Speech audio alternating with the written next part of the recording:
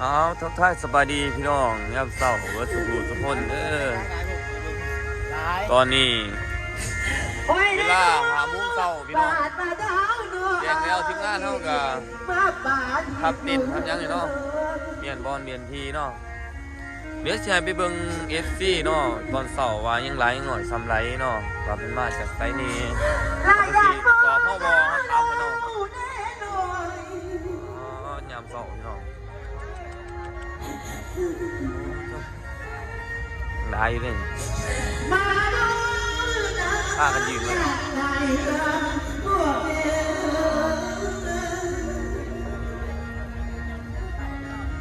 ขอบใจเนาะ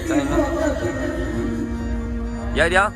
ถามก่อนขอสัมภาษณ์ก่อนมาตะบ้านได้นี่ กินน้อยเด้ กระจิบหน่อยบ่ ไปลั่นชักเกินชา แจ้งเลยเนาะบริโนอนบ่ดีเนาะอ๋อ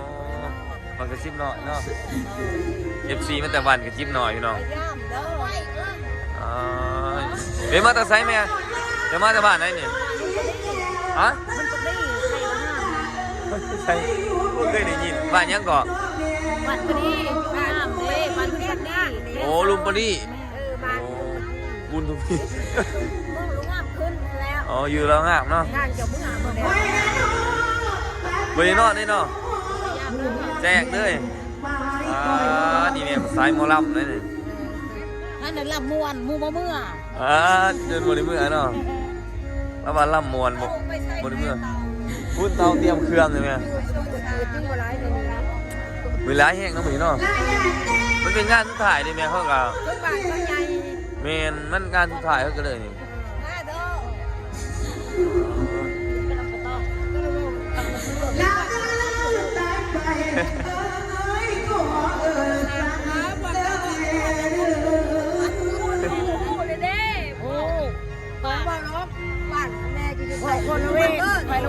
เมนบางครั้งผมก็ใส่เลย ไม่โคเซ็ตเหรอวันที่เช้า7ประมาณโคเซ็ตตัว เมนใกล้ว่าตัวนี้ไป ใกล้โต๊ะมาจะไปน้ำเอง โอ้สิไปน้ำเหรอโอ้ยสี่พันแผลพี่น้องอื่นเลยมือหื้อสิไปน้ำพี่น้องโอ้มืออื่นวันนี้มื้อแรกนี่อยู่วานอุซูมื้อแรก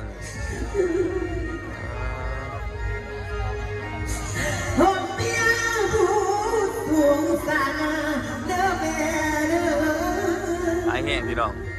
FC ทั้งเรางามเฮาตกย่ำเศร้าคืนนี้บ่ได้อ่านให้พี่น้องเบิ่งเนาะผมมีเวลาได้อ่านว่าเสร็จแล้วก็สินำไปพี่น้อง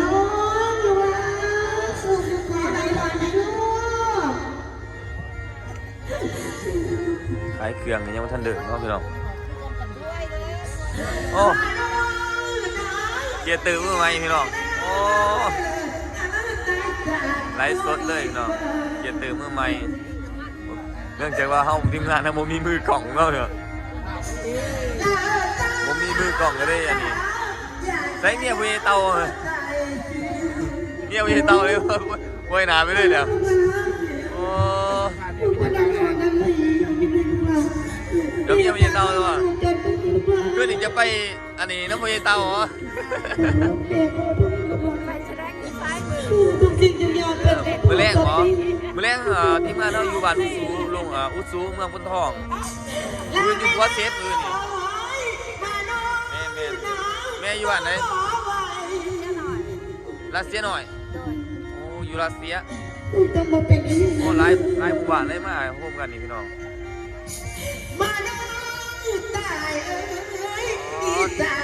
เราเป็นพันคนพี่น้องไม้เงี้ยบ้านนี้ที่ว่ามาเต่าโฮมกันได้เนาะหลายหมู่บ้านมาหากัน6 โมงพี่น้องเวลา6 โมงไหนเบิ่งพี่น้องทั้งทางซ้ายพี่น้องเลยพี่น้องทางซ้ายนี่ก็ยังหลายนะพี่น้อง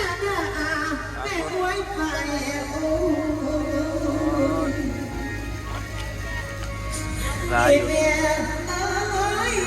เดินบางอย่างจะเต็มเดินเลยพี่น้อง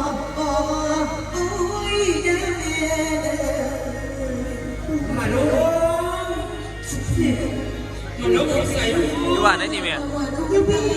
อยู่บ้านไหนนี่ฮะ วันนี้เมืองห้าม บ้านยิ้วเมืองรองงามอ๋อ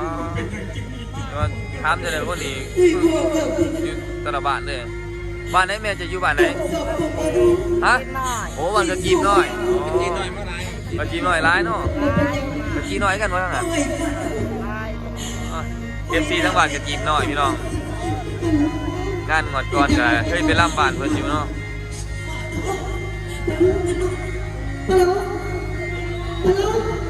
แจ้งพี่น้องเบิ่งหมอลำซ้ำแจ้ง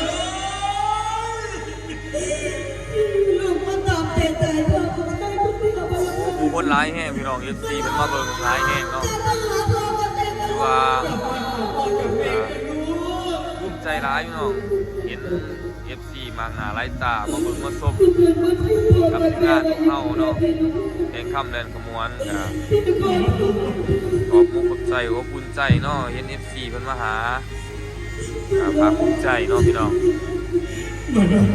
มาหลายผู้หลายคน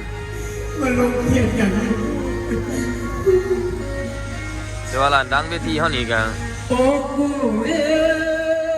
พากันนอนเบิดเลยพี่น้องพากันนอนเบิดบ่ทันลุกอยู่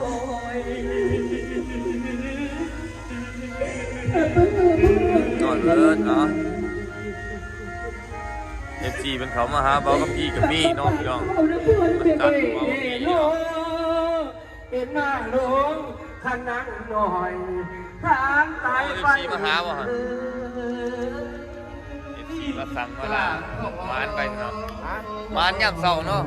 อ๋อ เขามาสั่งเขามาสั่ง อ๋อพญาพี่น้องเอ้ย วันนี้ช่วงนี้ครับพูดเป็นพอเป็นเจ้า ตอนนี้เพิ่นเป็นพ่อเป็นย่าหลายเรื่องอยู่เด้อพี่น้อง หลายเรื่องเป็นไร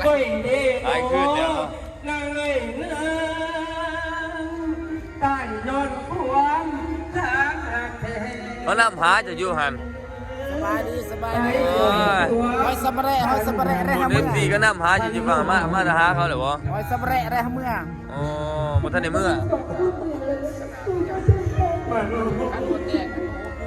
พี่น้อง โอ้ยเองโอ้ เบิ่งบ่รับสับแย่ ท่านพี่หน่อยทางมาตาท่านเรา ตอนนี้มีไปน้องพี่น้องอยู่บ่ทันได้มาพักใส่ บัวเบกลูกยังได้ยังลืมที่ นาเอ้ยอยากได้อยาก เอฟซีมาหลายหลายตาก็ อยากได้อยากได้ ยังบ่ทันเห็นหลังเมื่อเลยพี่น้องเอฟซีเพิ่นติดตามเรื่องเนาะจนจบเลย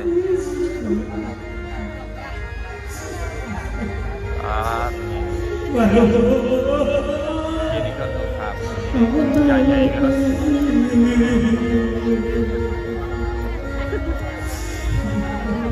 สาวใหญ่เตาคนใจ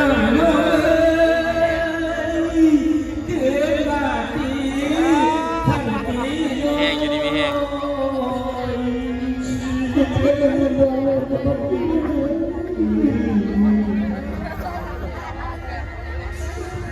การสับสายเหมือนกันโอ้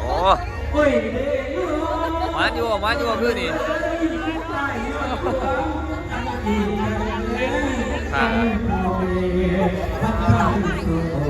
ขาลมดีพี่น้องฮะ เคยกันเนาะลูกเนาะ โดย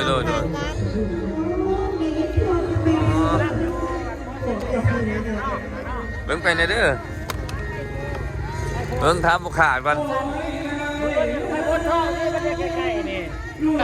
มันอยู่ว่ามื้อนี้ลูกค้าร้ายอยู่เหรอ สมบูรณ์แบบมื้อ ส นี้ มบูรณ์แบบเนาะลูกค้าร้ายแฮงเนาะมื้อนี้เนาะ หลายบางทีมันทันเมื่อพ่อโคตรพี่น้องบ้าน โอ้เกือบหลักพันพี่น้องมันเล็กลุงหน่อยลุงใหญ่เลยมันลุง บวกน้อยลูกใหญ่นี่แหละบวกใช้กัน8 โมง พ่อค้ามันก็ ไม่ได้เศร้าน้ำโอ้ยพวกนี้ค้างลายพี่น้องเนาะ พ่อค้ามันก็ภาคภูมิใจพี่น้องลูกค้าก็ร้ายมื้อนี้เนาะดียามเช้าเลยพี่น้องลูกค้าอารมณ์ดีเนาะ เครื่องขายกับบ่ได้ขายพี่น้องเอาไว้บักดอกหลายสิ่งหลายอย่างเนาะ มันเป็นยังไงหนูเอามาเป็นที่ต้องการเรา เอาก็ถึงมาตอนดูตอนนั้นยามเช้าพี่น้องแล้วเราดีเดี๋ยวถามแล้วเรื่องเมื่อกี้นี่ผมว่า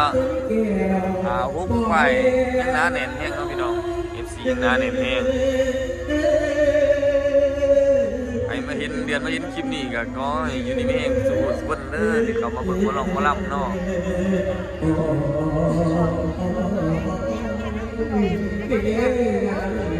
ฮะ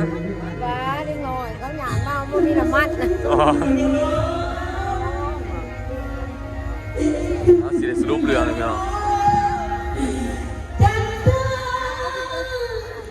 โอ้ยขอบใจด้วยแม่เด้อลูกตก จะเอาคณะนี่แหละ โดยเอาขอบใจได้หลายที่มาเบิ่งมาส้มFC มันเอาปีดาสิเอาขนาดนี้ใช่ไหมขอบใจดวงหนาเนาะที่ยกส้มสอบเนาะ บ่ได้จังนี้ โอ้ยขอบใจเด้อขอบใจหลาย มันกองแล้วเนี่ย ลุงตองอยู่เหรอโดยขอบใจเด้อ FC ทั้งลุงตองมันมาให้น้ำจิตน้ำใจเนาะ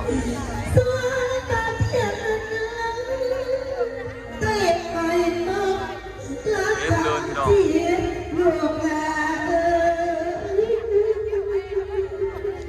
เอาคลิปนี้ฟังน้ำสมีเนาะพี่น้องเด้อ